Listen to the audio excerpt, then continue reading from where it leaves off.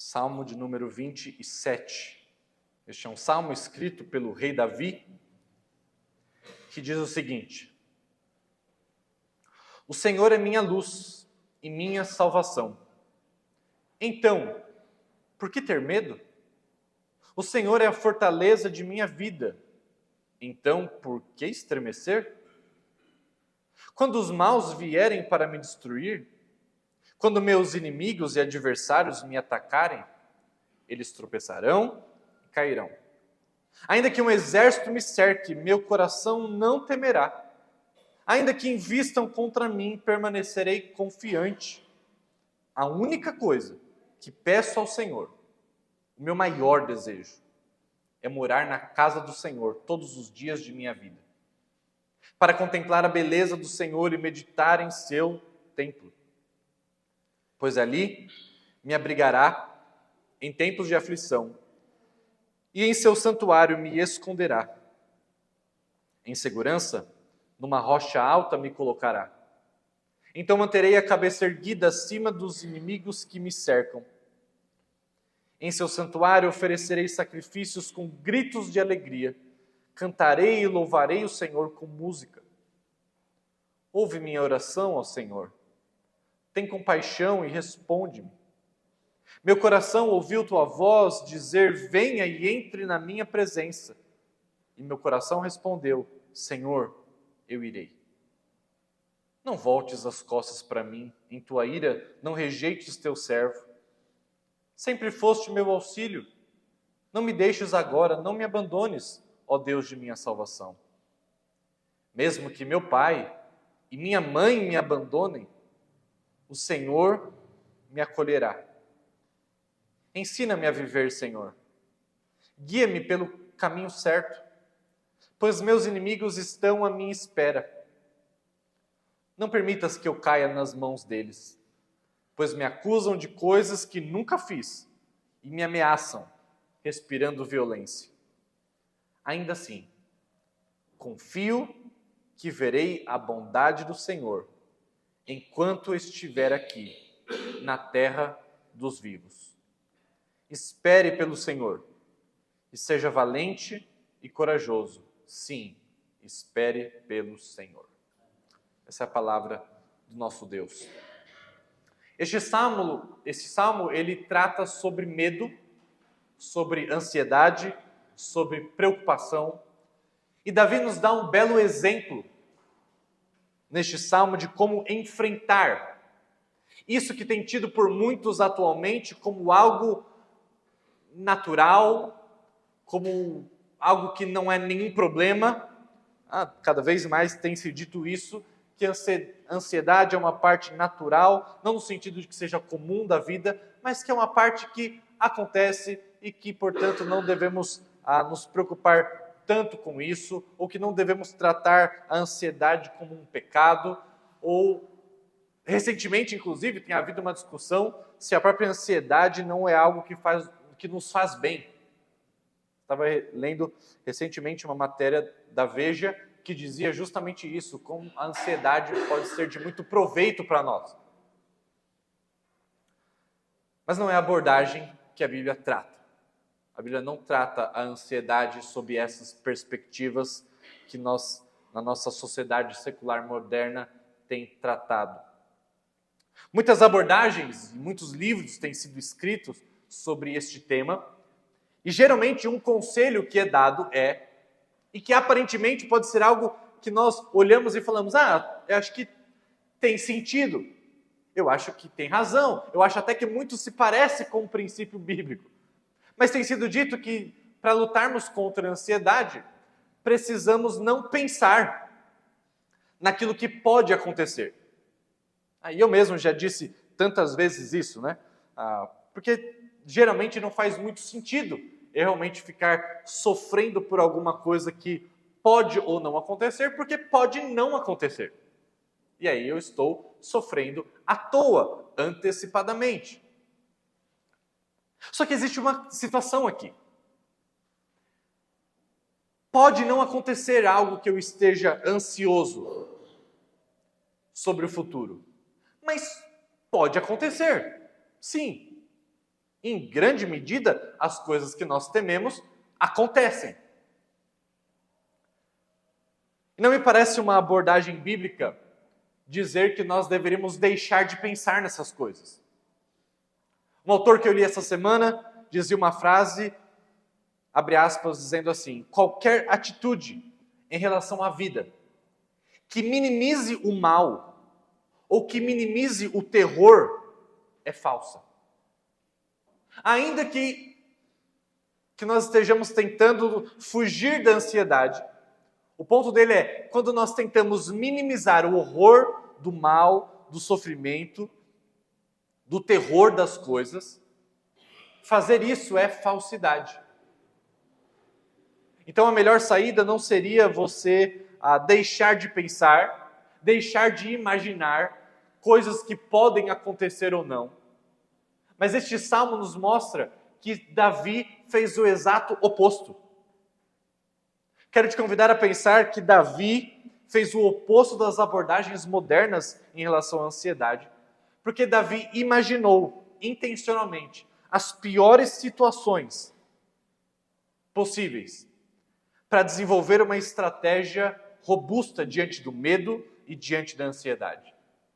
Davi imagina o pior cenário possível, por exemplo, quando ele diz que ainda que ele seja abandonado por seu pai e por sua mãe, e com isso ele se prepara espiritualmente. Ele não vive ingenuamente como se grandes aflições e desastres e sofrimentos jamais abatessem a sua vida. Na verdade, Davi sofreu um bocado. Davi sabia que essas coisas são inevitáveis, mas ele se preparou para elas. Deus ensinou Davi a se preparar espiritualmente para essas coisas. E nós, neste texto, poderemos aprender essa noite como se preparar devidamente para as inevitáveis aflições que a vida nos reserva. Quero destacar, em primeiro lugar, no versículo 2, que Davi está querendo, de alguma forma, nos mostrar que a esperança que ele tem em relação ao futuro, ainda que o futuro aguarde aflições, a esperança não depende das circunstâncias. Olha o versículo 2, ele diz, primeiro versículo, né? O versículo 2, mas a primeira parte do versículo. Quando os maus vierem para me destruir. Davi está descrevendo uma circunstância. A circunstância é quando os maus vierem, não se eles vierem, é quando eles vierem para me destruir. Aí ele fala, continua a circunstância. Quando meus inimigos e adversários me atacarem, não se, mas quando. Ele está pensando no futuro não incerto. Então vai acontecer. Qual é o resultado que ele espera? Eles tropeçarão e cairão. Versículo 3, ele fala de uma outra circunstância. Agora ainda, né, expressando não certeza. Mas ainda que um exército me cerque, qual que é a esperança dele? Meu coração não temerá. Mais uma circunstância, continuação do versículo 3. Ainda que invistam contra mim, qual que é a esperança dele? Permanecerei confiante. Ou seja, o que esses dois versículos nos mostram? Davi está cogitando possibilidades, Davi está pensando em certezas que vão acontecer no futuro. Mas existe uma esperança que o coração dele não temerá e que ele permanecerá confiante em Deus. Ou seja, a despeito das circunstâncias ruins que ele está descrevendo, ele diz que a sua confiança permanecerá intacta. Essa é a esperança que ele tem. Por quê? Porque a esperança não está restrita, não depende das circunstâncias. Pessoas em circunstâncias adversas podem ser pessoas esperançosas e, portanto, saudáveis e, portanto, tranquilas, podendo dormir uma noite de sono bem. E pessoas que estão vivendo em bonança, estão vivendo com grande conforto, podem viver ansiosas, mesmo que as circunstâncias estejam favoráveis. porque o medo delas é de perder essa situação confortável. Portanto, Davi, em primeiro lugar, nos mostra que a nossa esperança não depende e não pode estar repousada nas circunstâncias da vida. Por isso ele diz, ainda que isso me acontecer, ainda que aquilo me aconteça, eu estarei confiante. Meu coração não vai temer. Mas ele dá a chave para a gente, na continuação do Salmo. Ele dá uma estratégia para que nós usemos na nossa luta também contra a ansiedade, a fim de que alcancemos um coração confiante, a fim de que o nosso coração não tema, como ele está dizendo aqui. E a partir do versículo 4, então, para mim, que é o versículo principal deste salmo, ele vai falar da chave da esperança, que não depende das circunstâncias. Ele vai falar da estratégia que nós podemos empregar contra a ansiedade. E reparem, a estratégia se dá num ambiente de oração. Versículo 4 diz, a única coisa que peço ao Senhor. Ele está dizendo o segredo aqui. O segredo do meu coração não temer e permanecer confiante a despeito das circunstâncias negativas, eu trato isso através da oração. Eu peço ao Senhor em oração. Eu reconheço a minha dependência, por isso eu oro. Eu reconheço que só Ele pode me atender e cuidar dos meus temores, por isso eu oro. Não tem como a gente enfrentar a ansiedade sem oração. Não tem como. Então a única coisa que peço ao Senhor, e repare, não é qualquer pedido. Ele está dizendo, olha, existe uma coisa que eu estou pedindo, só isso, é a única coisa que eu estou pedindo ao Senhor. É o tema da minha oração. É o tema de todas as minhas orações. Aqui ele está usando um exagero para dizer, olha, isso é de tamanha importância que para mim é como se fosse a única coisa que eu estou pedindo ao Senhor todas as vezes. Todas as vezes que eu oro, no final das contas eu estou pedindo isso. É isso que o salmista está dizendo. E o que é isso que ele pede todas as vezes? Mas antes, ele ainda dá mais uma descrição da importância do que ele está pedindo em oração. Ele diz logo depois, o meu maior desejo. Ou seja, vamos lá, a única coisa que eu peço para o Senhor em oração, que é o meu único desejo. Aqui na nossa versão está escrito o nosso maior desejo. Em outras traduções deste texto, traduzem como o meu único desejo. Mas a ideia é expressa no sentido de que ele fala, aquilo que eu mais desejo na minha vida, aquilo que é mais importante, aquilo que está em primeiro lugar. É tão grande que isso faz com que seja a minha única oração, a minha única coisa que eu peço ao Senhor. Davi nos mostra que a verdadeira segurança vem de fazer de Deus o único desejo das nossas vidas. É isso que ele está prestes a mostrar. É isso que ele vai dizer aqui no versículo 4. Que o meu maior desejo, a única coisa que eu peço ao Senhor, não são os presentes da sua mão, mas é aquele que segura os presentes. Isso é o que eu peço ao Senhor. E quando Deus é o que nós mais valorizamos, como estamos prestes a descobrir aqui, todas as outras ansiedades perdem o seu poder sobre nós. Este é o ponto, esse é o segredo. Se Deus é nossa maior alegria, não há nada no mundo que possa nos fazer temer. Pois Deus é imutável, Deus é inabalável, Deus é eterno, Deus é amoroso, é gracioso. E se Ele é a primeira coisa em nosso coração, então mais nada nesse mundo é capaz de nos fazer temer. Qualquer outra coisa que colocarmos no centro das nossas vidas é vulnerável, é frágil. Mas Deus é eterno, Deus é forte, Deus é soberano. Vamos lá. Continuando, a única coisa que peço ao Senhor, o meu maior desejo é morar na casa do Senhor. Esse é o maior desejo dele. Essa é a única coisa que Davi pedia ao Senhor. Que ele pudesse morar na casa do Senhor todos os dias da vida dele.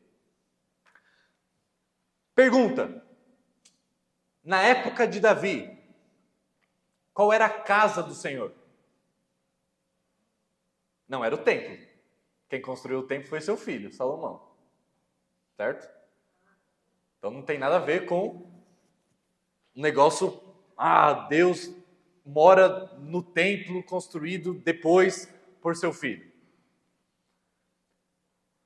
Tampouco era qualquer lugar restrito deste mundo, embora as celebrações que aconteciam no tabernáculo, né, anteriormente, era o lugar, né, o Santo dos Santos, onde a Arca da Aliança estava presente, era onde costumeiramente as pessoas enxergavam que Deus estava.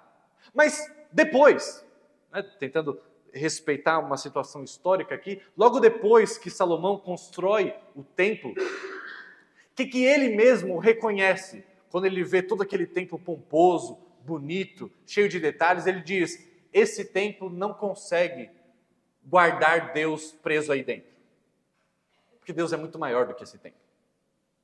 Embora este templo represente o lugar da habitação de Deus entre o povo, Deus não está restrito ao templo. Então não é verdade que o povo judeu acreditava que Deus estava só no Santo dos Santos, que Deus estava só dentro do templo. Não é verdade isso. Quando Davi fala que ele queria, e a única coisa que ele pedia era morar na casa do Senhor, eles não estavam falando sobre o templo, até porque Davi não era permitido morar dentro do templo, até porque o templo não existia, mas do tabernáculo ou dentro da Arca da Aliança, não tinha como morar literalmente no templo, na casa do Senhor, do que a gente hoje chama de igreja. Não tem como. Eu moro na igreja. Mas Davi não morava, ok?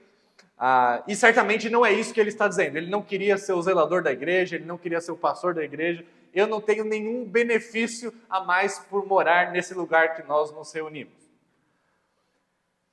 O que ele estava pedindo então?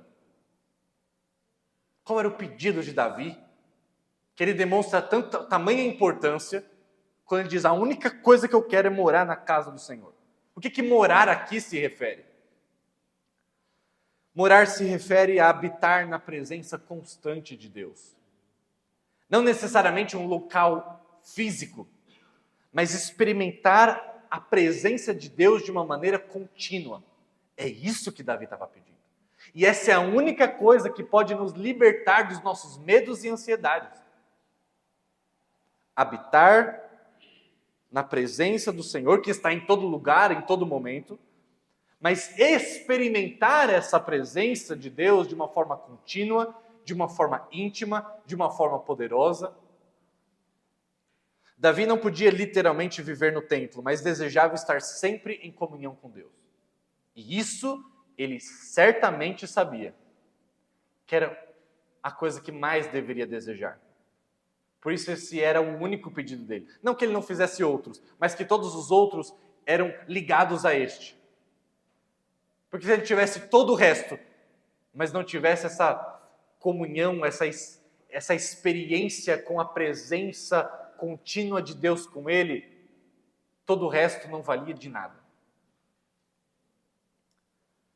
Davi ansiava pela presença constante de Deus, não como um visitante ocasional ao templo, mas como alguém que vivia intimamente com Deus em todos os momentos. Algumas implicações deste princípio. Primeiro, morar na casa do Senhor simbolizava uma busca por uma vida onde Deus é o centro de todas as coisas. Isso significa que, independentemente das circunstâncias, a presença de Deus é uma fonte constante de segurança e paz. Por isso que ele dizia: mesmo que os meus inimigos me cerquem, meu coração estará confiante. Eu vou estar tranquilo. Mas desde que, e por isso Deus eu peço, e só peço isso, e esse é o meu maior desejo, que eu tenha uma comunhão continuada com o Senhor. Que eu experimente a Tua presença comigo todos os dias, em todos os momentos. Portanto, em vez de permitir que as ansiedades da vida nos afastem de Deus, devemos aprender a viver continuamente em Sua presença, reconhecendo que só nela nós encontramos verdadeira segurança. Não é que viver na presença de Deus signifique que precisamos estar perto do ambiente onde Ele esteja, porque Deus está em todos os lugares. Mas conscientes desfrutando um relacionamento pessoal e íntimo com Ele, é assim que nós seremos livres definitivamente dos nossos medos, de nossas ansiedades. Mas ele diz, olha, é o meu único pedido, é o que eu mais desejo, todos os dias da minha vida, eu habite na casa do Senhor, mas com duas finalidades, com dois propósitos que ele pedia isso. A primeira finalidade era para contemplar a beleza do Senhor. Ele diz aí no versículo 4. Para contemplar a beleza do Senhor. Olhar para a beleza de Deus significava experimentar a sua profunda santidade e amor.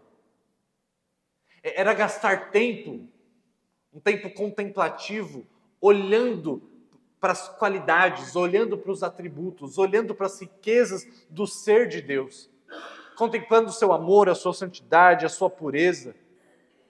E ele queria estar habitando na presença continuada do Senhor, para que ele pudesse contemplar, para que ele contemplar é mais do que perceber, é ser tocado por algo, é ser atingido por algo. E Davi queria ser atingido, Davi queria ser impactado com as verdades do Senhor. Contemplar a beleza de Deus vai além de um conhecimento intelectual. Não é menos do que isso. Não é menos do que um conhecimento intelectual sobre o Senhor. Mas é muito mais do que isso. Contemplar a beleza é muito mais do que saber da existência de uma obra de arte. Trata-se de experimentar e sentir a grandeza de Deus em sua vida de uma maneira muito pessoal. Santo Agostinho, o grande teólogo do século IV, dizia que o processo de contemplação envolve 3 etapas. A etapa da retentio, em latim, que significa reter a verdade. Ele está dizendo, olha, tudo começa por eu aprender a verdade e eu retê-la. Mas, em segundo lugar, Santo Agostinho dizia que depois disso nós precisávamos ir para a etapa da contemplatio, que era a ideia de contemplarmos a Deus através da verdade. Então eu retenho a verdade e agora eu preciso contemplar essa verdade. E por último, a dilectio, eu me deleito nessa verdade. Então, as 3 etapas. Eu adquiro a informação sobre Deus.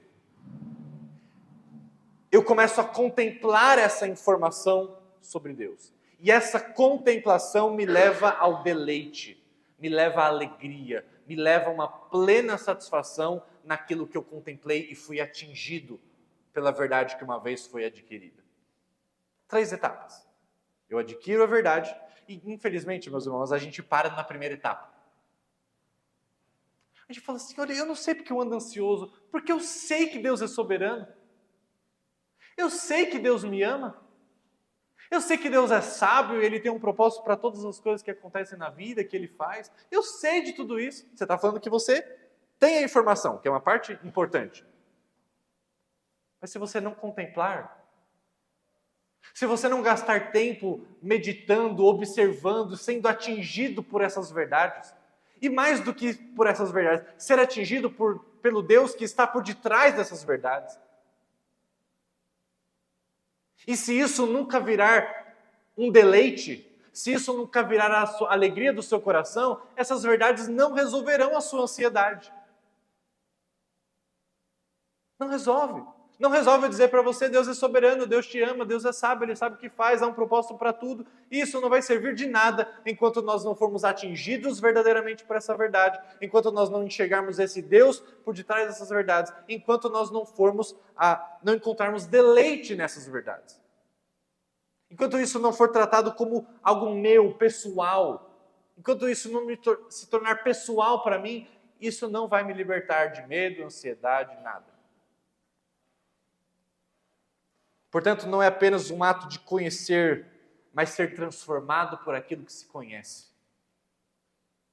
Não basta apenas conhecer, mas ser transformado por aquilo que se conhece. Há uma diferença entre conhecer e experimentar.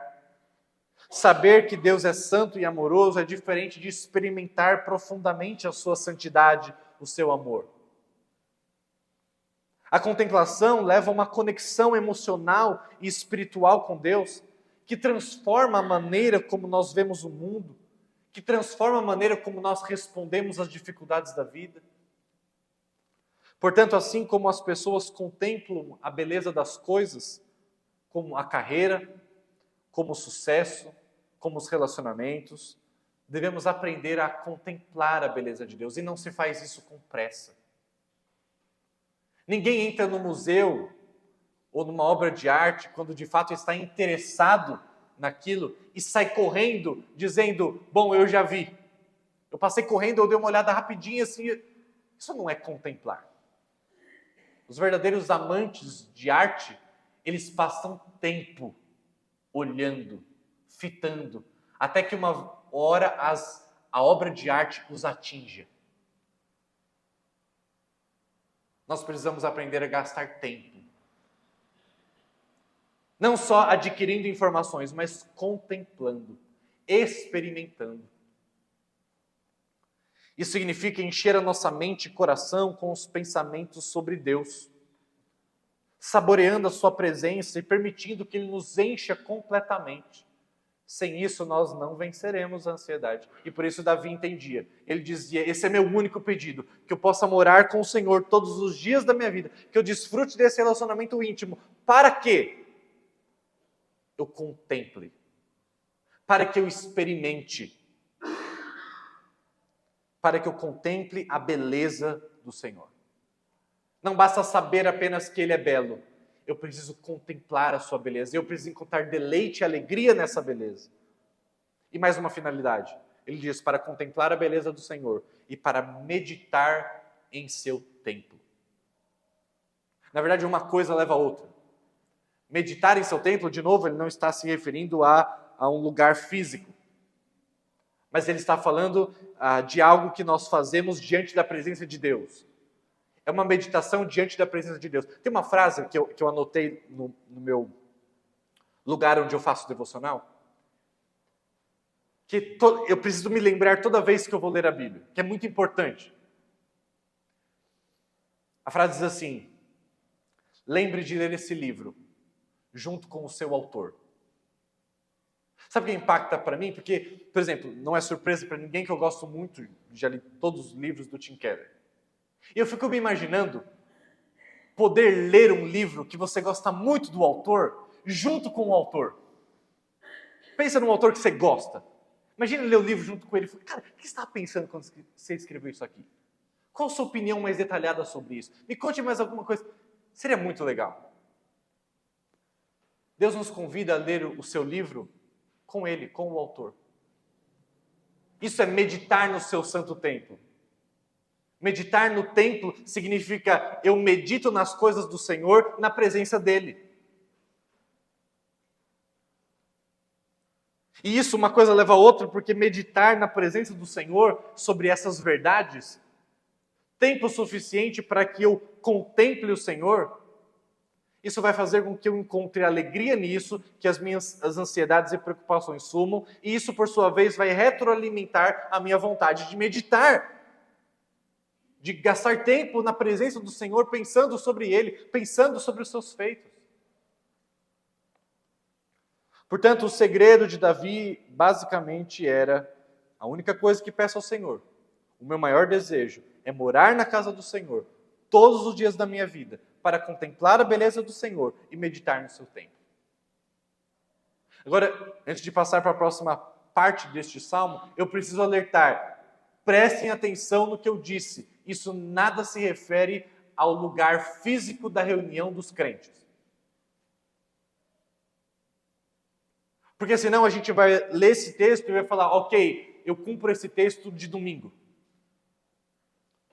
Na semana eu desejo estar em qualquer outro lugar, eu desejo que qualquer outra coisa seja contemplada por mim, mas de domingo eu entendi. Na casa do Senhor eu gostaria de estar no domingo para que eu pudesse contemplar a sua beleza. Ele não está dizendo isso. Ele não está se limitando a um dia da semana, ele não está se limitando a um local específico geográfico onde ele não poderia de fato morar. Ele está falando de algo que extrapola a noção de tempo e espaço. uma comunhão com o Senhor que deve residir todos os momentos da nossa vida.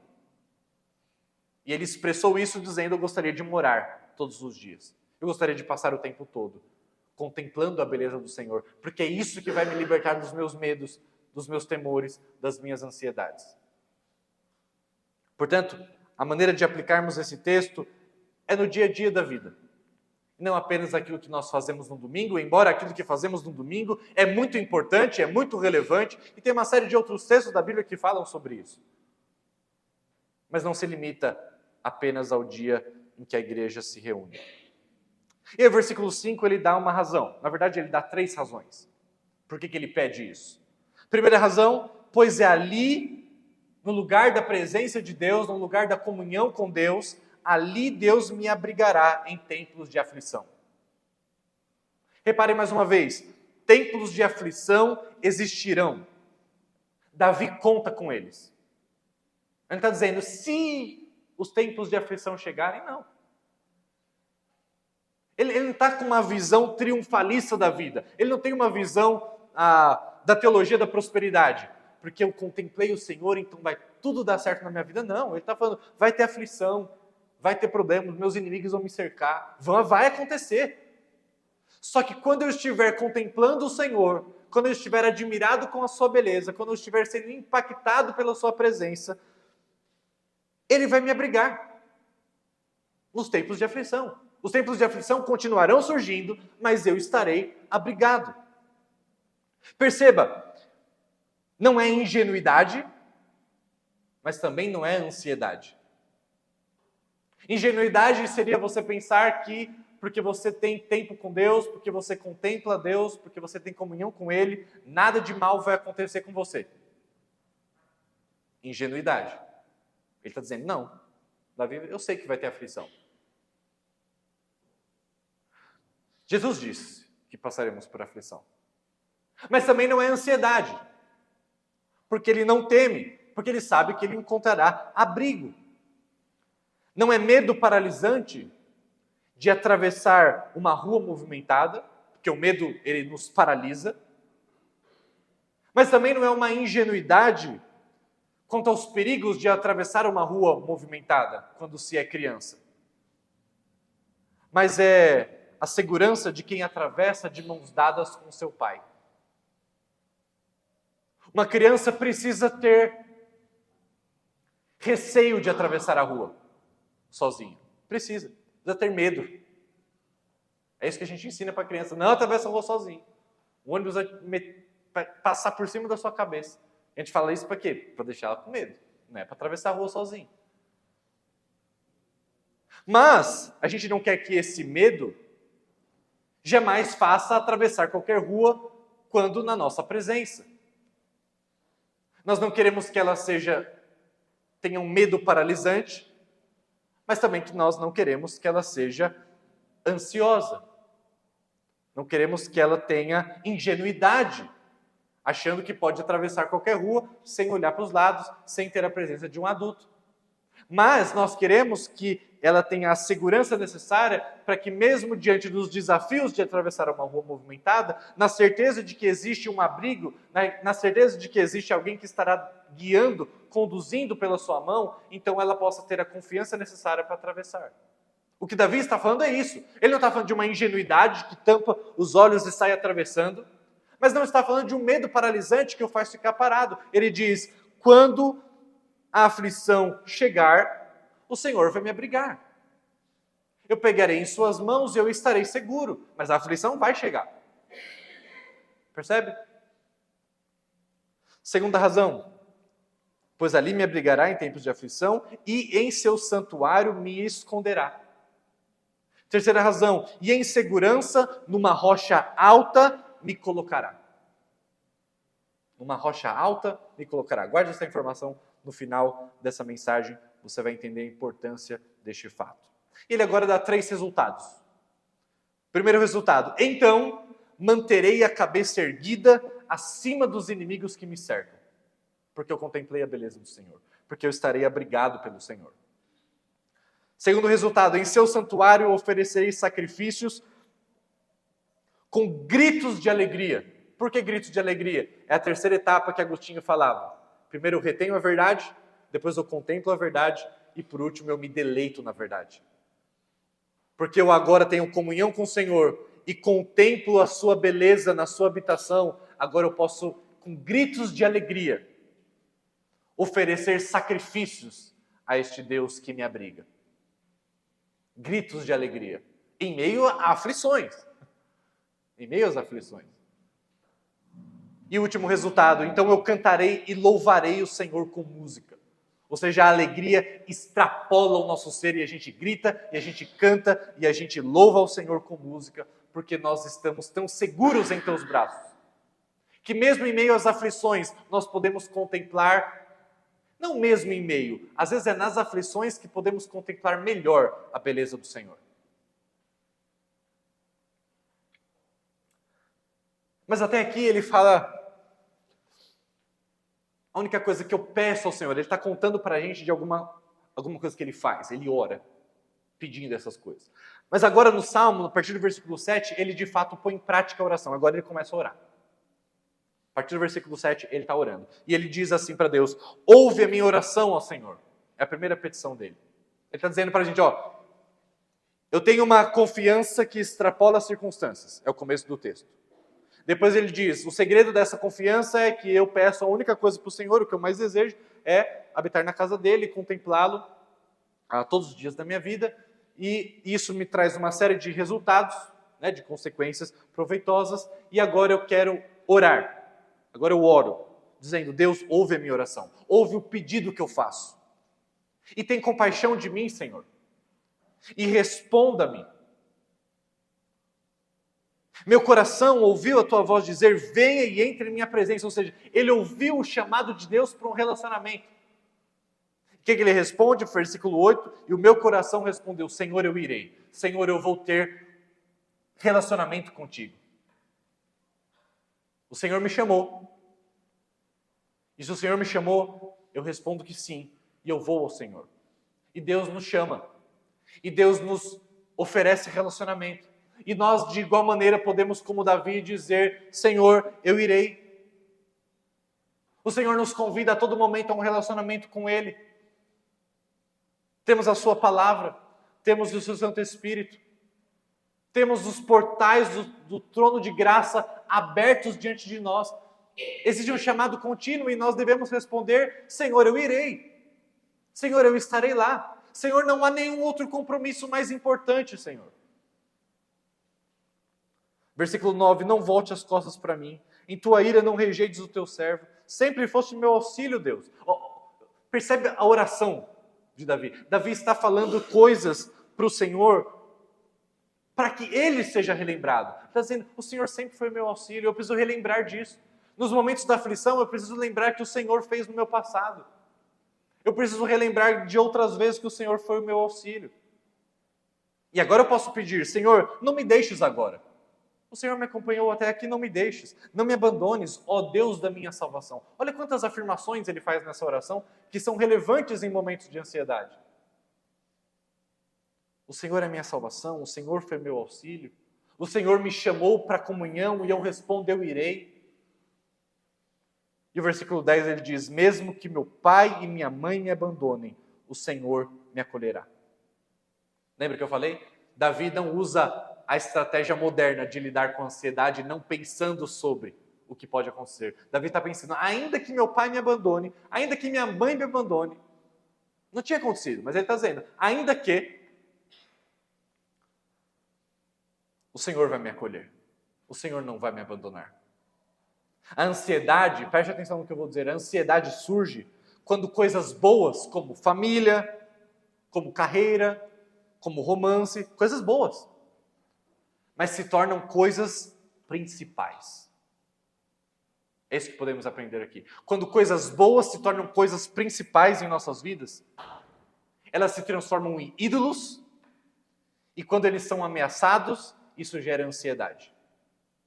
Quando coisas boas se tornam coisas principais, se tornando ídolos, e esses ídolos são ameaçados, isso gera ansiedade. E mais uma vez, citando Agostinho, ele dizia que a ansiedade é sempre o resultado do colapso de um falso Deus. Vou repetir. Agostinho dizia que sempre a ansiedade é o resultado do colapso de um falso Deus.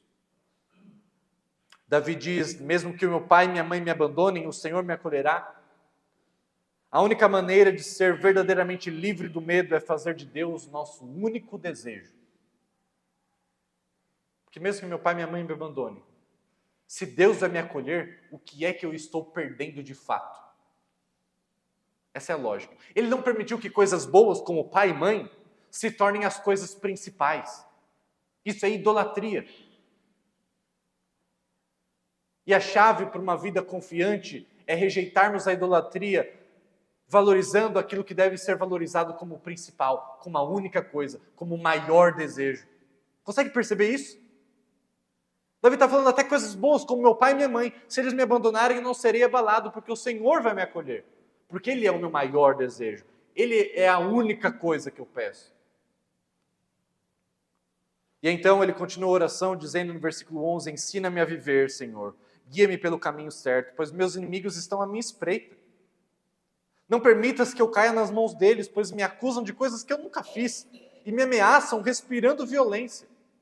Ele está falando de uma situação difícil, de aflição.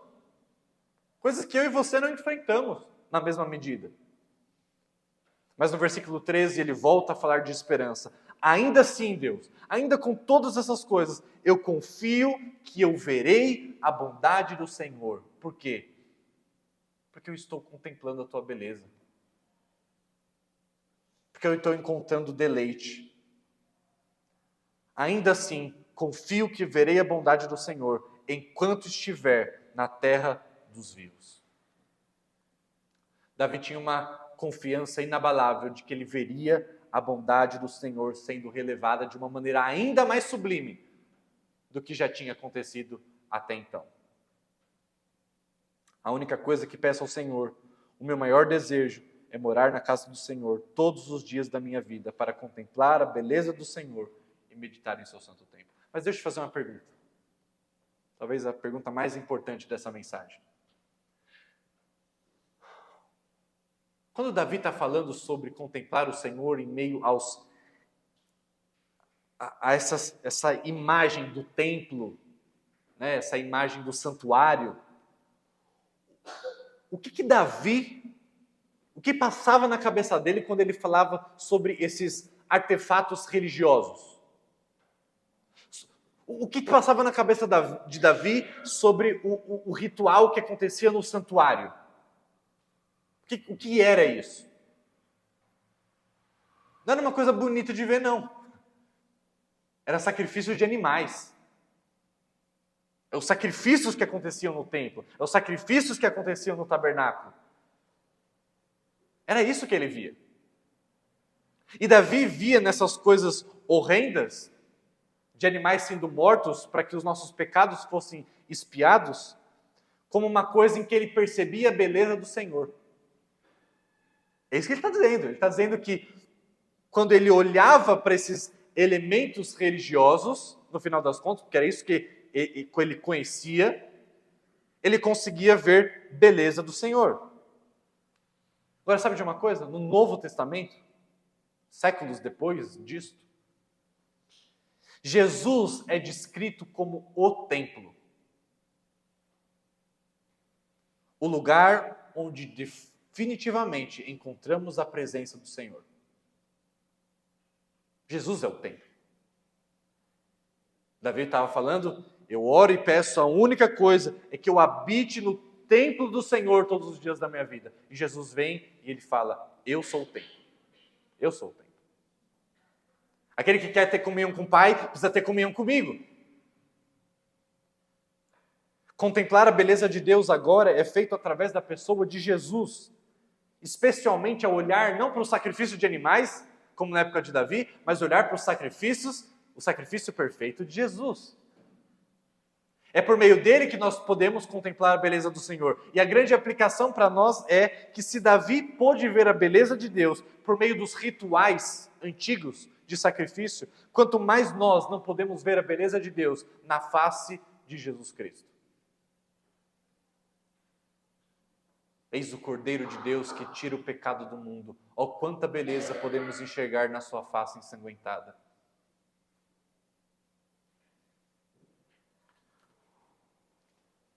Mas Davi não fala só ao Senhor. E eu quero te chamar a atenção para isso, eu estou caminhando para a parte prática dessa mensagem. Davi lida com a sua ansiedade não apenas orando, embora a oração seja uma parte fundamental da nossa luta contra a ansiedade, medo e preocupação. Davi fala com o Senhor, sim, mas ele fala com mais alguém. Ele fala com ele mesmo. Sim, o versículo 14, o final, o último versículo desse salmo, ele já não está mais falando com Deus. Ele está falando com ele mesmo. Ele diz, espere pelo Senhor. Davi, espere pelo Senhor. Davi, seja valente. Davi, seja corajoso. Davi, sim, espere pelo Senhor. Davi não fala apenas com o Senhor, ele fala com o seu próprio coração. E eu já disse em outra oportunidade que a pior coisa que podemos fazer é apenas ouvir o nosso coração. Infelizmente, parece que é o que nós temos feito o dia inteiro. Mas precisamos aprender a parar de ouvir o nosso coração e começar a falar com ele. Pegar as verdades da Escritura e dizer como Davi, meu coração, espere no Senhor. Espere no Senhor. A gente já leu, já estudou um salmo aqui, que o salmista justamente fala isso, espere no Senhor, porque estás inquieto, ó minha alma, porque te perturbas dentro de mim, ele está falando calma dele. Espere no Senhor, e ainda o louvarei. Davi está falando a mesma coisa nesse salmo. Ele já orou, ele já falou com Deus, ele já foi relembrado das verdades de Deus, do que Deus fez no passado dele. E agora ele diz, espere pelo Senhor e seja valente, seja corajoso. Agora, sabe como ele começa o salmo? No versículo 1 que eu pulei propositadamente. Ele começa o salmo fazendo afirmações. O Senhor é minha luz. O Senhor é minha salvação. Ele faz afirmações. Que ele precisa ser relembrado. Ele não está dizendo isso para o Senhor, ele está dizendo isso para ele mesmo. O Senhor é minha luz. O Senhor é minha salvação. Conclusão, pergunta que ele faz. Então por que ter medo? Ele pergunta isso, olha o versículo 1. Se o Senhor é minha luz, se o Senhor é minha salvação, a minha pergunta é, por que eu tenho que ter medo? Por que eu tenho que andar ansioso? Aí ele continua no versículo 1. O Senhor é a fortaleza da minha vida. Pergunta, então por que estremecer? Ele está pensando, ele está falando com ele mesmo. Ele não está só escutando o seu coração, que está dizendo, olha, os seus inimigos vão te pegar. Olha, seu reinado vai acabar. Ele fala, não, peraí, minha alma, fica quietinha. Agora você que vai ouvir.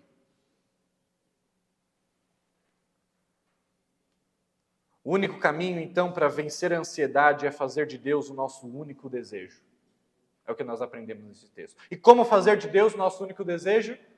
Contemplando a sua beleza. Envolve comunhão com Ele, comunhão demorada, comunhão sem pressa. Não apenas um conhecimento intelectual, mas uma experiência profunda com quem Ele é. 3 etapas. Eu retenho a verdade, Agostinho dizia, eu contemplo Deus através dessa verdade e eu me deleito nessa verdade. Eu encontro alegria, eu encontro satisfação nessa verdade. Enquanto isso não acontecer, eu continuo meditando. Embora essa mudança de coração não aconteça da noite para o dia, a gente tem a impressão de que, ok, agora eu sei disso, então amanhã eu já não estou mais ansioso, pastor. Isso não acontece da noite para o dia. Porque o relacionamento com Deus deve ser desenvolvido. Você precisa aprender a contemplá-lo. Você precisa aprender a encontrar deleite nele. Não acontece da noite para o dia, mas o primeiro passo é determinar que o Senhor é a prioridade máxima em nossa vida, que é a única coisa que a gente pede, que é o nosso maior desejo. A gente consegue orar assim? Senhor, é a única coisa que eu te peço. O Senhor é o maior desejo. Eu quero morar, eu quero ter comunhão com o Senhor todos os dias da minha vida. Eu quero contemplar a tua beleza. Eu quero meditar no seu templo. O único caminho, portanto, para vencer a ansiedade é fazer de Deus o nosso único desejo. E isso exige dedicação, disciplina para contemplar a sua beleza. Terminando, lembra que no meio da mensagem eu falei de um versículo, no versículo 5, em que Davi fala que numa rocha alta Deus o colocaria? Numa rocha alta Deus o colocaria? Rocha alta aqui é a ideia de segurança. Quero te convidar para terminar essa mensagem com uma ilustração sobre uma rocha alta. E por que Deus nos coloca numa rocha alta? Conta essa história de um lenhador, estava cortando árvores como parte do seu trabalho. E eis que quando ele foi cortar uma árvore, ele viu um passarinho tentando fazer ninho naquela árvore. Ao perceber aquilo, ele pegou a parte de trás do seu machado e bateu na árvore, para o passarinho perceber que ele não podia fazer ninho ali. Aquela árvore seria derrubada. O passarinho então fica atordoado com aquele barulho, a vibração, e ele muda para outra árvore. E o lenhador mais uma vez diz: não, eu também vou cortar essa. E ele vai na próxima árvore e ele bate com o machado dizendo: passarinho, não faz ninho aí também não. Essa árvore vai ser derrubada. O passarinho já meio impaciente pega e muda para a próxima árvore. O lenhador incansavelmente vai à próxima árvore e bate na árvore dizendo: passarinho, essa também não. E muitas árvores foram necessárias para o passarinho entender que todas as árvores seriam derrubadas. Até que o passarinho encontra uma rocha alta e ele faz seu ninho ali. O que Deus faz com a nossa vida, com as muitas aflições que nos atingem, é Ele batendo nas árvores da nossa vida, dizendo: não faça ninho aí. Não há nenhuma árvore que neste mundo, por fim, não acabe sendo derrubada. As árvores são boas, eu fiz. Mas você não deve criar ninho nelas. Não é o lugar de repouso. Você não deve construir a sua casa ali. Mas aonde você deve construir a sua casa? Numa rocha. Lembra de Jesus? Se você construir a sua casa na areia, as tempestades vão a destruir, derrubar. Mas se você construir a sua casa na rocha, se esse for o seu maior desejo, se essa for a única coisa que você pede, você vai encontrar a mesma confiança inabalável de Davi. Numa rocha alta me colocará, porque toda outra árvore deste mundo será derrubada, mas o Senhor é a rocha da minha salvação. E nele eu posso fazer repouso, eu posso morar na sua presença todos os dias da minha vida. Que esse seja o desejo no meio do seu coração. Vamos orar. Senhor Deus, queremos te pedir uma única coisa. A única coisa que pedimos ao Senhor e o nosso maior desejo é que habitemos na tua presença, que contemplemos a tua beleza, que meditemos em teu santuário, até que as nossas vidas estejam repousadas na rocha firme. Não nos permita construir nossas vidas em árvores que serão derrubadas, gerando uma vida de ansiedade, preocupação e temor. Mas que finquemos nossas raízes na rocha, no Senhor, a rocha da nossa salvação, para que a nossa confiança jamais seja abalada. Assim oramos em nome de Jesus. Amém.